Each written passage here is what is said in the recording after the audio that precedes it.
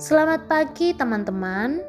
Mari bersama kita merenungkan firman Tuhan dari Yeremia pasal 11 ayat 18 sampai 23. Nah, teman-teman, akibat dari keberdosaan, kejahatan yang terus dilakukan oleh bangsa Israel adalah mereka dihukum.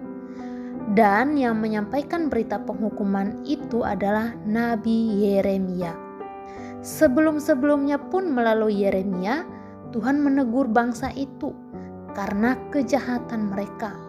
Nah, orang-orang yang ditegur dan diingatkan itu marah kepada Yeremia. Karena Yeremia lah yang selalu menegur, mengingatkan bangsa itu. Maka bangsa itu marah. Mereka tidak suka dengan Yeremia. Bahkan mereka merencanakan yang jahat terhadap Yeremia. Padahal Yeremia tidak melakukan yang jahat terhadap mereka. Yeremia hanya menegur dan mengingatkan mereka untuk kembali ke jalan yang benar. Tapi mereka malah marah kepada Yeremia. Nah, meskipun nyawa Yeremia terancam, dia tidak takut karena Yeremia melakukan apa yang sesuai dengan kehendak Tuhan, melaksanakan apa yang menjadi perintah Tuhan.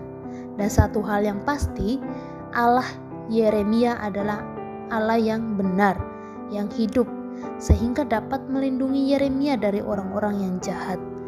Di ayat 20 dikatakan begini, "Tetapi Tuhan semesta alam yang menghakimi dengan adil, yang menguji batin dan hati, biarlah aku melihat pembalasan-Mu terhadap mereka, sebab kepadamu-lah kuserahkan perkaraku."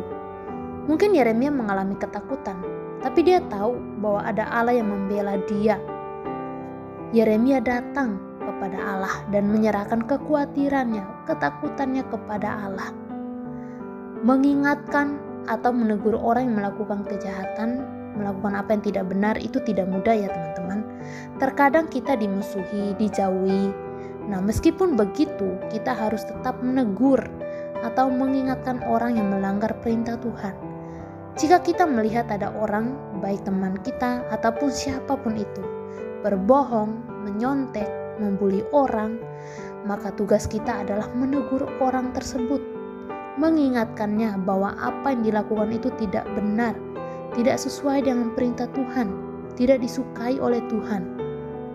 Dan firman Tuhan juga hari ini mengingatkan kita untuk memiliki sikap tingkah laku yang sesuai dengan firman Tuhan.